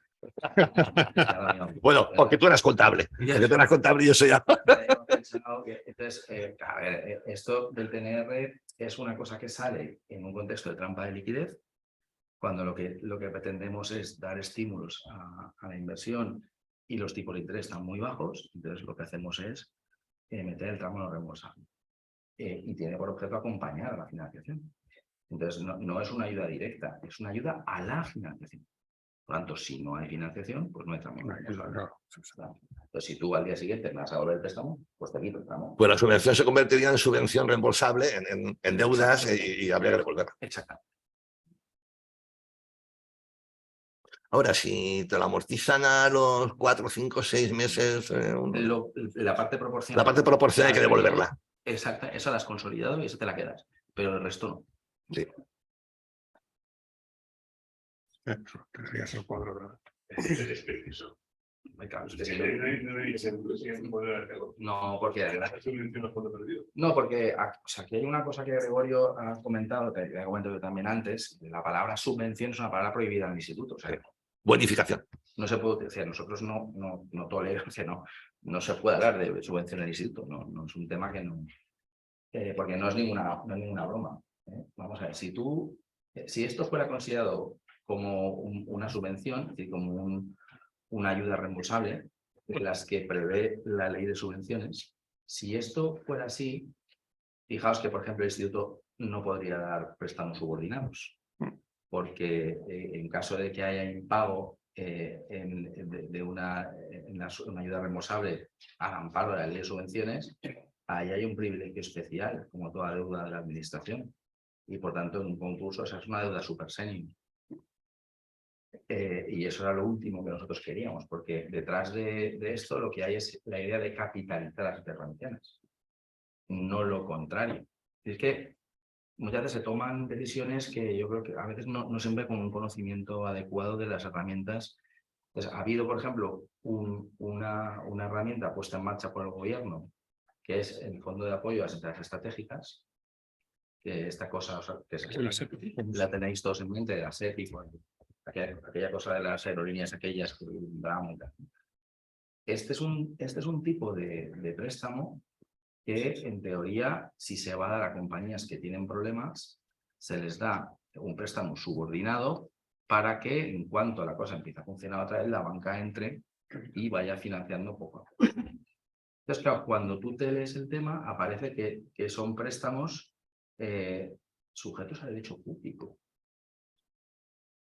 Entonces yo cuando lo leí y llamé a la SEP y dije, vosotros estáis dándonos cuenta que si esto os pegáis a derecho público, esta es una deuda en caso de impago que pasa por delante de cualquier deuda bancaria. Y me dijeron, sí, con nuestra superior experiencia y conocimiento de lo que ha sido la empresa española estos años, creemos que esto tiene que ser efectivamente una deuda senior. Pero bueno, pero es que la estáis vendiendo como una deuda subordinada, la estáis cobrando como tal. Y digo, bueno, subordinada dentro del senior. Me contestaron, ¿no? Entonces, ¿cuál es el resultado de eso? El resultado es que ahora, por ejemplo, la compañía vecina que tenemos es Nostrum, ¿no? Nostrum ha entrado en SEPI y tiene unos préstamos subordinados entre comillas, de estos, prácticamente todos. ¿Quién va a prestar a Nostrum a partir de ahora? Sabiendo que los 150 millones que pidió a la SEPI son todo préstamos super senior. ¿Quién va a meter? Si siempre al final va a cobrar antes la administración. Entonces, quiero decir, al final cuando nosotros nos planteamos estas líneas, yo tenía muy claro que tenía que negociar con la Generalitat que no estuvieran amparados de la ley de subvenciones. Porque en el caso de que vuestros clientes vayan a concurso y queráis negociar la deuda para sacar la empresa adelante, si eso entraba por la ley de subvenciones, yo no puedo negociar. Y más que un préstamo bonificado, era un préstamo trampa, que son muchos de los que da la administración, por ejemplo, los reindus, ¿no? Seguro que suenan, ¿no? Los reindus van por derecho público. Con lo cual, como la empresa vaya a concurso, eso no se va a poder reestructurar. Estos préstamos van todos por derecho privado y por eso no se puede utilizar la palabra subvención en el instituto, porque son ayudas. Y así consta en nuestra ley. Es decir, esas ayudas incluidas en los préstamos del instituto no reciben la consideración de subvenciones, sino de ayudas. Y así consta en nuestra ley. Y esto pues fue, puedes imaginar, objeto de arduas y laboriosas y complejas negociaciones. A veces una frasecita en la ley no es consciente uno lo que cuesta de sacar adelante, ¿no? Pero si no hubiéramos hecho eso, esta herramienta para vosotros habría tenido, en mi opinión, un interés cero. Porque yo voy a pedir un préstamo que luego no voy a poder reestructurar. Eso es lo que le va a vender yo a mi cliente, efectivamente. Que por una diferencia de tipo de interés le estoy metiendo en un problema cuando la empresa tenga dificultades y tenga que renegociar. Eso es lo que yo le voy a vender a mi cliente. Pues eso es lo que nosotros hemos hecho aquí. Y todas estas van todas por derecho privado. Es un tema que es muy importante. A efectos contables, nosotros los contables le llamamos subvención a todo, ¿no? No distinguimos entre subvención y ayuda cuando hablamos en términos de contabilidad. Pero a efectos jurídicos, la diferencia es de la noche al día. Quizá, señor Manuel, habría que habilitar una subcuenta que fuese ayudas. Sí, que no fuese la 130. Porque es que tiene unas implicaciones tremendas, ¿eh? O sea, porque al final, pues de poder reestructurar a no poder hacerlo, ¿no? Entonces esto yo creo que sí es muy importante que se lo trasladéis a los clientes. O sea, cuando cojáis una ayuda de la administración, ojito a las ayudas de préstamos que se sujeten a derecho privado. Porque si no, más que ayudas, son trampas. Pero al final, antes o después, oye, pues igual hay que reestructurar. Y si hay que reestructurar, pues hay que tener cierto margen, pues si no nos cargamos la empresa, ¿no? Entonces se intentó que los préstamos públicos, en la reforma del código de la normativa concursal reciente, hubo gran polémica respecto de esta cuestión, los créditos de administración. Si de alguna manera, oye, podíamos excluirlos de ese privilegio, ¿no? Y al final, Abogacía de Estado no quiso, ¿no? Entonces, bueno, lo que hemos hecho nosotros es hacerlo así. El Estado también de vez en cuando lo hace así con determinadas ayudas. Por ejemplo, las que dio de la gasolina también ha sido así. La sacó del paraguas de la subvención. Entonces nosotros también lo hemos hecho esto con nuestros préstamos. Es que si no, el dinero que nos da la Unión Europea para subordinar préstamos y facilitar operaciones de crecimiento, no hubiéramos podido utilizarlo, porque hubiera sido siempre deuda senior. Tema importante. Bueno, no sé. ¿Alguna cuestión? Que el tramo del PNR es que cuenta allí. No. Aquí va todo por marco temporal. El TNR incluido. Todo por marco temporal. Pero como subvención. Dentro del tramo reembolsable hay una parte, la que va de 6 a 10 años, que esa la metemos en el 271. Y el tramo no reembolsable también lo metemos en el 271. La suma de esas dos cosas como máximo te queda 2 millones. ¿Vale? Y luego el resto lo llevamos a 273, siempre y cuando te quepa el 273, en función de tus ventas y de lo que pidas, etc. Entonces, a no ser que tú prefieras que prioricemos el 271, entonces me lo dices, y el personal de instituto tiene una aplicación y tal donde marcan y despriorizamos el 271 y te lo llevo todo por 271, que es un poco lo que ha hecho Gregorio en el supuesto este, lo ha llevado todo por 271, ¿no? Pero si tú quieres todo, que vaya todo por 271, yo te lo llevo a todo 271. Yo de entrada creo que te interesa más que te lleve el máximo que pueda 273 y que te deje el 271 libre por si alguien por ahí, alguna arma caritativa de alguna subvención que te puedas tú coger. Lo que pasa es que ahora, te digo, como vamos con la ley que decrece, difícil. Bueno, está buena por el tema de la normativa que estás diciendo, que ustedes no va por derecho privado o por derecho de... El TNR va por derecho privado también. O sea, nosotros jurídicamente instrumentamos esto no como dos operaciones. No es un préstamo y una subvención. Es un préstamo bonificado, donde el componente de ayuda es una ayuda y no una subvención. Hasta siempre y cuando el TNR llegue como máximo al 30%. Y es exactamente el tope que también tiene el Centro de Desarrollo Tecnológico Industrial, que tiene también tramos no responsables como máximo el 30%, porque hay un informe histórico de Abogacía del Estado que limitaba en el 33% el componente de ayuda de un préstamo para que ese préstamo fuera considerado préstamo y no subvención. Con lo cual esto sí refuerza más utilizar una cuenta distinta. Refuerza más lo que... No utilizar la 130. Pero utilizar una cuenta distinta, 130 y tantos, de ayudas o bonificaciones. Es que no me queda muy claro la diferencia entre el 271 y el 273. Sí, voy a utilizar la pista. Y quizás se va a ver más claras. A mí me afecta el tema del índice. Pero esto no. Mira.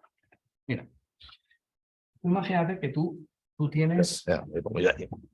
Uy, madre, yo es que soy un desastre con esta guitarra, ¿eh?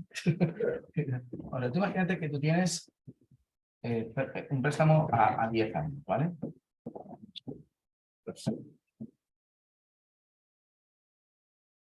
Entonces, los primeros 6 años, estos yo te los puedo llevar por el artículo 273.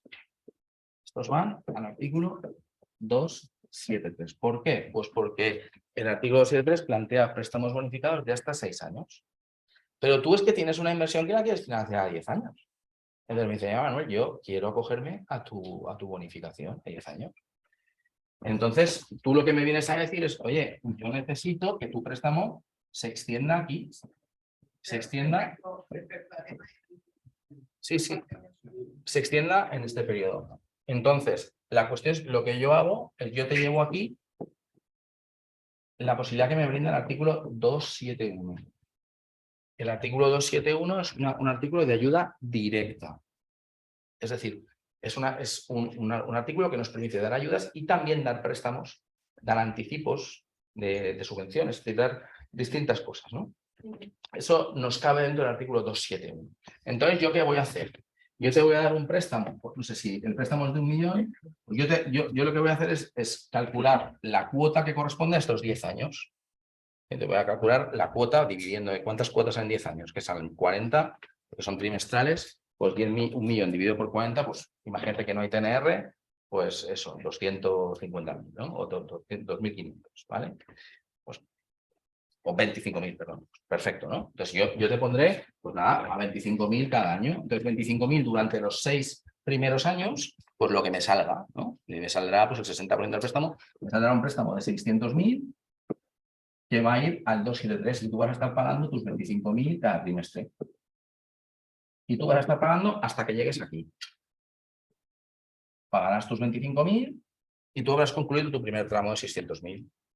Y yo luego te voy a habilitar otro tramo de 400.000 al ladito. ¿Y qué voy a hacer?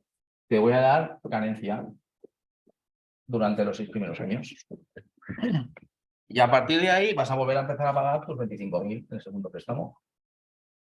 Y vas a estar pagando todo hasta el año 10. Estos pagos van por 271 y son una ayuda directa. Entonces, esta es la estructuración que hace. Si además añades un TNR, bueno, pues el TNR será, imagínate que prestamos por 1.200.000 y hay 200.000 de TNR. Pues este no pagarás nada y pagarás aquí los 200.000. O sea, pagarás, te descontaría ahí los 200.000 y la amortización se producirá los 200.000. Y este es el esquema que hacemos. Tanto esto como esto, eso va por 271. Si tuviéramos minimis, entonces, claro, ya nos daría un poquito igual toda esta estructura, te lo llevaría a un tramo único. O sea, te haríamos lo que ha hecho Gregorio, te llevaría el minimis, el TNR y el tramo TNR iría por minimis y la parte de bonificación del préstamo también iría por minimis. Es decir, tú tendrías únicamente este tramo no reembolsable y al lado tendrías a razón de 25.000 euros cada amortización en una única columna por el 1.000.000 de euros. Pero lo que puede hacer por minimis o por minimis. Claro, claro. Si tú no me dices nada, yo te voy a ofrecer el tramo, ¿no? Te voy a ofrecer el marco temporal de ayudas de Estado. Tú tienes que firmar una declaración responsable diciendo que tu empresa se ha visto afectada por la crisis, que todo el mundo ha tenido incrementos de costes estos años. Va a ser fácil acreditar que efectivamente la explotación se ha visto afectada por un incremento de costes energéticos, ¿no? Entonces tú me vas a acreditar con una declaración responsable eso y te vas a poder acoger al marco de ayudas de Estado. Y yo te voy a pedir, ¿no?, en un formulario que tú me des las ayudas que ya has recibido en marco temporal y aquellas que has podido recibir por los mismos costes que me vas a justificar a mí. Y eso es lo que vamos a hacer.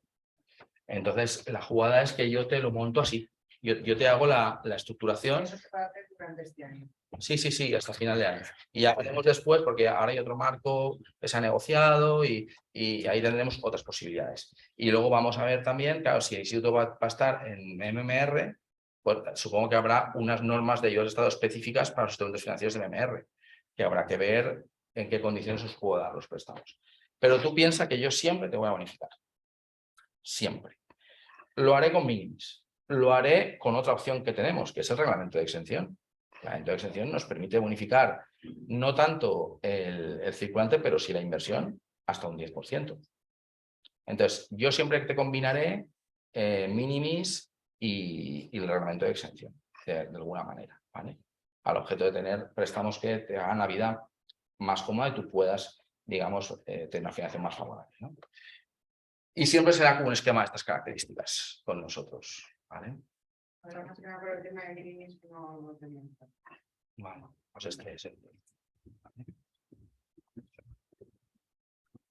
Muy bien. ¿Alguna cuestión, inquietud o reflexión? Una duda es sobre la comisión del SGR. Habías comentado el ejemplo del plazo de 4 años para durante la comisión anual, que se reparte trimestralmente, pero el plazo de inversión de 10 años, la comisión es... Un poquito más baja, pero para no... Sí, desde que, o sea, es una decisión que tomé yo, ¿vale? O sea, soy responsable, básicamente, de eso. Pero Afin SGR es una de las pocas SGRs de España que te cobra la comisión al principio. Es decir, es una comisión upfront. Otras SGRs van cobrando la comisión trimestre a trimestre. Pero claro, estamos hablando de prestamitos de 20.000 euros, que la morosidad en esos pagos de comisiones, que son de 25 euros, no porque la gente quiere impagarte, sino porque la gente cambia de cuenta y no se acuerda de decírtelo, hay 20.000 historias y al final, por 25 euros que vas a cobrar, es un problema administrativo de 3 pares de narices, con lo cual llegué y dije, se acabó. E hicimos la comisión upfront, ¿vale? Que ha sido una de las mejores cosas que hemos hecho. Que tú, oye, tú me pagas a mí la comisión al principio, yo hablo con el banco para que te financie la comisión upfront y ya está. Y punto, yo cobro y yo ya soy invisible para ti, excepto que tú impagues y entonces ya me reclaman al banco, ¿no? Eso lo hice también porque yo llevaba en mente luego meter a través de TNRs el coste de Afin. Entonces, para ti es que es fantástico, porque al final tú tienes una comisión upfront, pero es que tú sabes que no me vas a devolver a mí todo el préstamo. La parte del préstamo que va a esa comisión upfront es exactamente el TNR. Entonces tú lo tienes gratis y ni te enteras.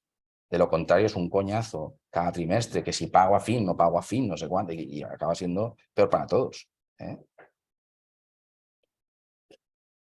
Yo quería, Sí. a ver si podías ampliar un poco más de información sobre el tema de la vivienda protegida en el arrendamiento, que has comentado que estabais vais a, bueno, la Generalitat Valenciana quiere movilizar suelo dotacional. Y la pregunta es si solamente vais a conceder financiación al suelo dotacional, menos que no tenga una concesión en derechos de superficie durante el plazo de 3 años, o vais a también entrar a financiar vivienda protegida en régimen social, vinculada al régimen de arrendamiento para organizaciones privadas que tiene suelo y lo aporta.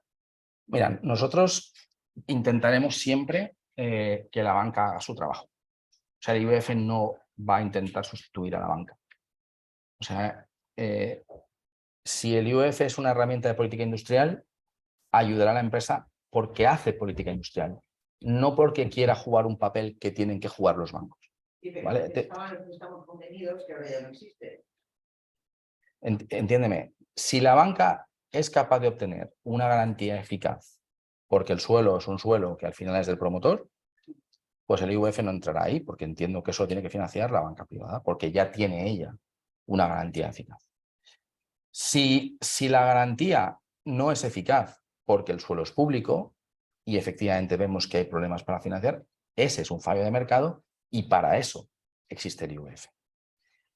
Y en este caso es especialmente interesante hacerlo porque es que, claro, si al final el suelo lo ponen las administraciones, la Generalitat, ayuntamientos, en un vehículo creado ad hoc para eso, y es el vehículo el que en su seno tiene la financiación, aunque la gestione el IVF, al final cuando el IVF ejecuta, porque la garantía la tomaremos sobre el derecho de superficie, cuando yo ejecute esa garantía, yo al final voy a consolidar en el parque público tanto el suelo como el vuelo.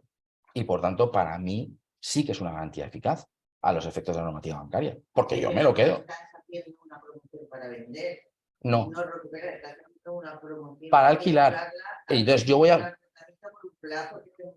Y yo voy a financiar el vehículo. Pero el promotor privado no puede desarrollar eso porque normalmente las entidades financieras no entran a financiar su pueblo vinculado al régimen de arrendamiento. Pero nosotros sí. Propio, nosotros sí. Pero nosotros financiaremos al promotor. Esa es la pregunta que te hacía yo. El promotor, aunque el suelo sea suyo, si se vincula, no. Si el suelo es público, financiaremos al promotor. Porque ese es el problema que tiene el promotor. El promotor no tiene financiación porque el banco, siendo el suelo público, no. Claro. Entonces, no. Escucha, nosotros abiertos vamos a estar siempre a resolver problemas de esos porque, desde luego, la prioridad ya la ha fijado el presidente y es una prioridad en vivienda. Entonces, hay distintas opciones. A ver, a mí no me duelen prendas. Hay cosas que me gustan más y cosas que me gustan. Es decir, hay medidas... O sea, a mí, por ejemplo, yo todo lo que sea aumentar la oferta me parece que es lo que necesita el país. El país necesita un parque público. Claramente, además, porque lo vemos en experiencias de otros países y demás. Entonces, yo entiendo que es una cuestión más de estimular la oferta que de estimular la demanda. O sea, hay otras cosas que las veo menos interesantes, ¿no? Y de hecho hemos discutido mucho estos años, porque ha habido grupos parlamentarios que le han pedido instituto avales. Oye, avale usted a los jóvenes. No sé si al final el instituto tendrá que entrar en eso, ¿vale? O en qué medida entrará en eso. Pero yo a eso le veo un pequeño problema, ¿eh? Que es que al final, claro, eso es lo que necesita un joven nuestro, un hijo nuestro es lo que necesita endeudarse por el 100% del valor de la vivienda. Sí, no, pero te digo que hay distintas... No, yo te lo digo por la panoplia de medidas que se pueden tomar para mejorar esta situación. Entonces, hay medidas de demanda, hay medidas de oferta. Yo creo que hay que centrarse en las medidas de oferta. Esta, por ejemplo, la medida de demanda la veo menos interesante, porque entiendo que ahí la gente joven, chica, lo que necesita es tener movilidad en el momento clave de su vida que le está haciendo un futuro profesional. Y tiene que poder seguir de un sitio a otro y no atarse a una vivienda. Lo que necesita es que haya un buen mercado de alquiler a su disposición. Esa es mi opinión.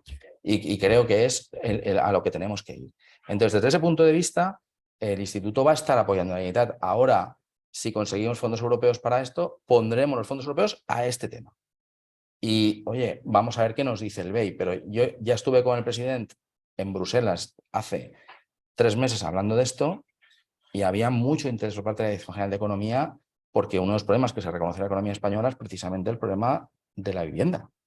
Entonces hubo gran interés porque los fondos europeos se apliquen a una medida de estas características, porque realmente yo creo que puede ser una solución, si somos ágiles, puede ser una solución muy útil. Y luego tú piensas el atractivo que puede ser para promotoras pequeñas valencianas la idea de que yo es que cuando licito el suelo, o sea, yo saco suelo a concurso, yo te estoy ofreciendo también la financiación.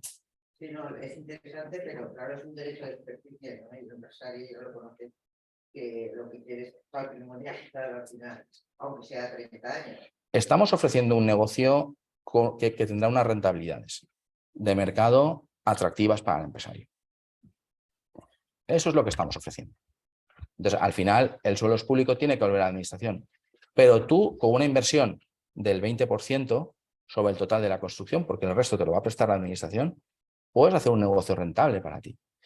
Y creo que puede ser esa colaboración público-privada va a ser esencial, porque la administración no puede construir las viviendas que necesitamos. Tiene que ser la promoción privada la que las haga. Y creo que eso puede ser muy atractivo. También el otro día existe también la posibilidad de que buena parte del tramo de equity que vamos a pedir, nosotros financiaremos hasta el 80 como mucho. El tramo de equity también hoy por hoy hay mucho fondo de impacto que podría estar interesado en financiar, también ese tramo o una parte del mismo. Y a eso también nos vamos a dedicar. Y también vamos a estar hablando con consultoras, gestoras que lleven fondos de impacto para ayudar al promotor también en estos tramos, ¿no? Pero digamos que al final de lo que se trata, más que de patrimonializar, es de que tú puedas tener un negocio rentable con esto, que te compense el riesgo. Y ahí, desde luego, tenemos muy claro lo que hay que hacer, que es ser generoso con quien tiene que hacer esto, al objeto de que al final tengamos gente que venga a hacerlo con todos los intereses, el incentivo encima de la mesa para hacer vivienda de calidad y que la gente tenga alquiler a un precio razonable. Entonces, sin el concurso de los promotores privados va a ser imposible. Y lo que queremos con esta financiación es añadir un argumento más para que vengan a hacerlo, porque hasta ahora los concursos que hemos sacado, pues la verdad, pues no viene la gente, pues no tiene financiación. Entonces, hemos detectado que ese es el gran problema. Y si el instituto puede entrar ahí, para el instituto, oye, pues es un área más de actividad, que la asumimos gustosamente y creo que además vamos a poder justificar muy bien los fondos europeos porque creo que va a tener mucho éxito porque hay gran demanda y hay mucho suelo que podemos movilizar. Punto de vista. Y se van a conocer pronto las bases reguladoras, las ayudas irán a la protección de Pues mira, en este momento estamos en la fase de ver cómo los fondos europeos nos llegan, ¿vale? Porque la ministra anunció, la vicepresidenta de Economía, anunció el tramo de 20.000 millones a las comunidades autónomas y ahora estamos viendo cómo van a instrumentalizar la llegada del dinero a las comunidades autónomas, cuánto dinero nos va a llegar a nosotros, ¿no? Llegan en formato de instrumento financiero. Lo último que sé es que le han encargado al BEI la gestión de la negociación con las comunidades autónomas, ¿no? Parece ser. Y que parece que el BEI sería el que prestaría al instituto. Perfecto, ¿no? Entonces, en cuanto eso esté, lo primero que haremos será meternos en esto. Lo primero que haremos. Pero claro, lo primero es saber en qué términos nos llega y cómo, digamos, podemos estructurarlo para que entre dentro de los parámetros del BEI. Esta será la primera parte. Pero vamos, esto lo haremos por supuestísimo, vamos, si hay lugar, en colaboración con el sector y teniendo en cuenta, desde luego, que al final el aliado aquí es quien tiene que hacer las viviendas. Nosotros no podemos hacerlo solo, eso no tiene ni pies ni cabeza. Y bueno, y luego, ya te digo, implementaremos otras medidas, ¿no? Por ejemplo, pues hay una cosa interesante también que también le van a encargar al instituto, que es un fondo de seguro para asegurar al propietario que ponga el piso en alquiler, es decir, que la gente, sobre todo cuando el préstamo es, cuando el alquiler es a gente joven, pues que haya un buen seguro que estando detrás de la Generalitat para garantizar que efectivamente vas a cobrar el alquiler, ¿no? Y esa seguridad jurídica que necesita la persona para poner su piso en alquiler, que creo que muchas veces es uno de los grandes problemas, ¿no? Pero vamos, a mí lo que desde luego me parece, y lo vengo defendiendo así, y ya os digo que no es de ahora, llevamos ya meses trabajando en esto, en Bruselas, etcétera, es a mí desde luego me parece que lo que más potencial tiene es esta idea de, oiga, que los privados ganen un dinero haciendo esto, que se lo financie la administración, que si hay un impago la administración consolide en el parque público la promoción que en su momento se hizo, y de esa manera, o bien por los impagos, o bien una vez revierta la concesión a la administración, que finalmente tengamos un parque público como Dios manda en este país y que promovamos el alquiler social, porque si no, estamos condenando una generación de jóvenes que es un drama. Yo lo que no sé es cómo no hay más contestación social. Sí, claro. Bueno. Muy bien. Pues muchas gracias a todos. Gracias. Gracias, Manuel y Gregorio, por esta sesión y a todos vosotros por compartirla. Gracias.